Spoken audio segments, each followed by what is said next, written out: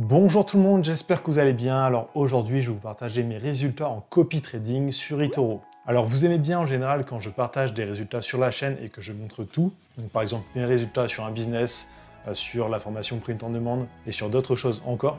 Donc là, je vais faire pareil avec eToro. Donc je vais vous montrer tous mes résultats et restez bien jusqu'à la fin parce que je vais vous faire voir comment j'ai choisi les traders que j'ai copiés. Alors un petit avertissement avant. Je ne suis pas un trader professionnel, donc tout ce que je vais vous montrer dans la vidéo, c'est mes choix personnels, je vais vous faire voir comment j'ai choisi les traders, mais ce n'est pas du tout un conseil en investissement. Je ne vous conseille pas forcément de faire pareil que moi. Donc maintenant que l'avertissement est fini, on peut commencer.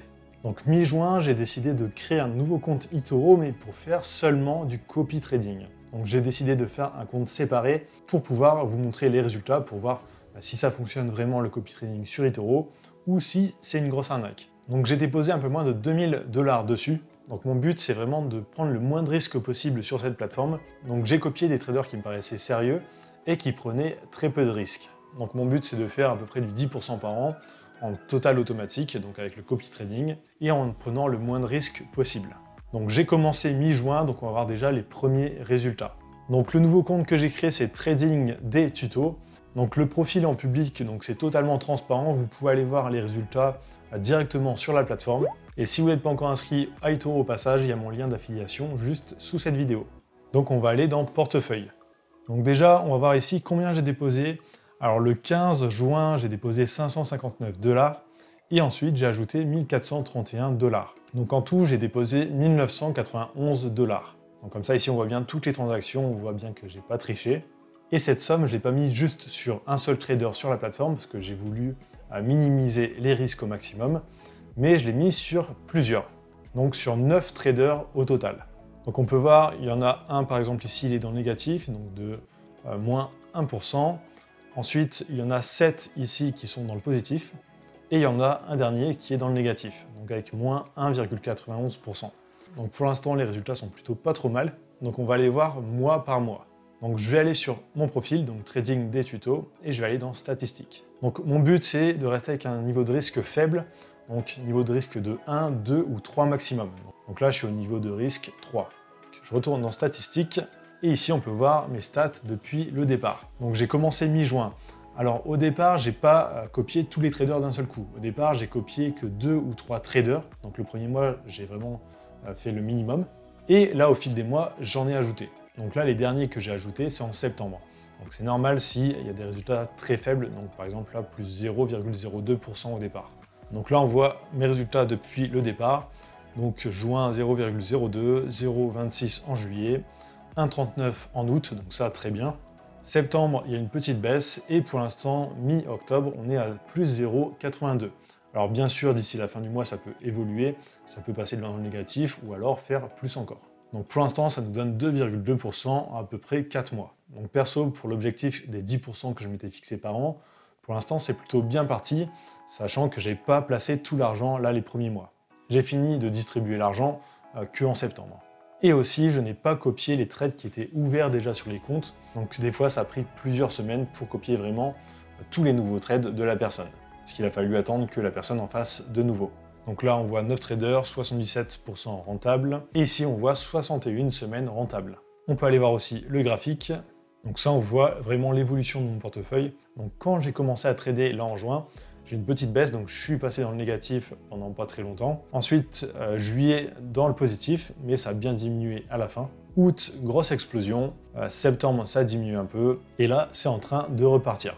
Alors comment j'ai choisi les traders que j'ai copiés? Alors j'ai essayé de prendre des traders qui avaient des risques assez faibles et qui avaient un historique sur la plateforme, donc que je pouvais voir plusieurs années. Alors il y a la moitié des traders peut-être que j'ai choisi qui ont plusieurs années d'historique, et il y en a quelques-uns qui ont seulement 1 ou 2 ans. Donc ça, j'ai pris un peu plus de risques. Donc on va aller voir quelques traders pour voir. Donc là, Trex 8247. Donc on va aller voir directement ses stats, donc plus de détails. On voit, c'est une personne qui a commencé en 2013, donc là c'est bien, j'avais beaucoup d'historique. Et on voit depuis 2013, il n'y a qu'une seule année où la personne était dans le négatif, et encore c'était pas de beaucoup, donc moins 0,36. Et les autres années, elle a fait plus 32, plus 11, plus 49%, donc c'est quand même assez intéressant. Ensuite, on va aller voir d'autres traders. On va aller voir par exemple Olivier Danvel. Donc là, j'ai pris quelqu'un qui avait aussi quelques années sur eToro et en plus qui est dans le positif vraiment tous les mois depuis l'ouverture de son compte. Alors ça, c'est le seul trader que j'ai trouvé sur la plateforme qui était dans le positif vraiment tous les mois depuis plusieurs années. Bon, c'est pas forcément des grosses sommes qu'il gagne. 2017, 16%, 18% en 2018, 2019, 8%. Et cette année, pour l'instant, 2,63%. Donc je ne vais pas gagner des grosses sommes avec lui, mais ce qui me plaît, c'est qu'il est assez régulier et il prend vraiment très peu de risques. Donc on voit indicateur de risque 1, donc c'est vraiment très bon. Un autre exemple de trader que j'ai copié, c'est Libor Vaza. Lui, il prend un peu plus de risques, mais il est quand même assez régulier. Donc il a commencé en 2014, donc il y a tout l'historique. Donc 7, 9, 11, 13, 54, 11, 36, 16%. Donc là, il y a des résultats quand même assez intéressants. Et niveau de risque maximum de 3. Donc c'était ce que je m'étais fixé. Alors j'ai pas pris que des traders avec beaucoup d'expérience sur la plateforme. J'en ai pris aussi qui se sont inscrits récemment. Donc là par exemple fin 2019. Donc là avec lui je prends un peu plus de risques. Donc là ce qui me plaisait aussi c'est qu'il était dans le vert tous les mois et il avait l'air de pas prendre beaucoup de risques. Enfin j'avais été voir son portefeuille et ça paraissait plutôt pas mal. Donc ça j'en ai pris plusieurs aussi comme ça en copie. Alors en moyenne j'ai copié les traders avec 200 $. Donc c'est la somme minimum pour copier des traders sur eToro. Mais il y en a certains que je ne pouvais pas copier seulement avec 200 $, sinon ça n'aurait pas copié tous les trades. Donc par exemple celui-ci, Garden Concept. En fait, ce qu'il faut savoir, c'est que sur eToro, vous pouvez mettre 200 $ minimum, mais si le trade copié fait moins d'$, le trade ne sera pas copié. Donc avec 200 $, si un trade fait moins de 0,5% du portefeuille, le trade n'est pas copié. Donc ça, on est obligé de mettre plus d'argent dans la copie pour être sûr que le trade passe. Pour chaque trader, j'ai dû vérifier combien il mettait sur chaque trade qu'il faisait. Donc lui, j'avais vu, il faisait du 4,81%, donc ça c'était bon pour faire avec 200 $. Mais il avait quelques trades qui faisaient avec 0,48%. Donc là, par exemple, ces 4 trades, je les aurais pas copiés si j'aurais mis que 200 $. C'est pour ça que j'ai mis 240 $. Donc il aurait fallu que ça soit 0,5 ou plus. Alors ensuite, pour choisir les traders, pour vraiment faire la recherche, j'ai été dans Personne et j'ai regardé déjà ce que eToro me proposait. Alors j'ai regardé dans le plus copié, donc dans cet onglet, ça m'a permis de trouver Olivier Danvel, donc j'ai regardé par niveau de risque en fait. Et après, j'ai fait des recherches un peu plus poussées, donc avec des filtres, j'ai mis le niveau de risque, par exemple ici, donc indicateur de 1 à 3. Et ça m'a pris quand même pas mal de temps pour choisir les traders à copier. Donc je pense faire une vidéo tous les 2-3 mois pour vous montrer l'évolution et les résultats.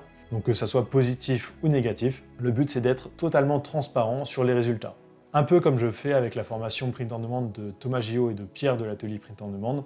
Donc je vais vous montrer les résultats. Donc là, la prochaine vidéo sera sûrement en décembre ou janvier. Alors si vous voulez un tuto complet sur eToro, je vous mets le lien en haut à droite ou à gauche. Donc c'est la dernière vidéo que j'ai faite, j'ai fait un tuto de 30 minutes vraiment pour vous expliquer toute la plateforme eToro. Si vous souhaitez vous inscrire à eToro, il y a le lien juste dans la description, donc c'est le premier lien, c'est mon lien d'affiliation. Donc c'est tout pour cette vidéo, n'hésitez pas à me dire dans les commentaires ce que vous en pensez. Si vous aimez bien les concepts comme ça où je montre vraiment tous les résultats, n'oubliez pas de liker, de vous abonner, d'activer la cloche surtout pour rien louper, et je vous dis à très bientôt.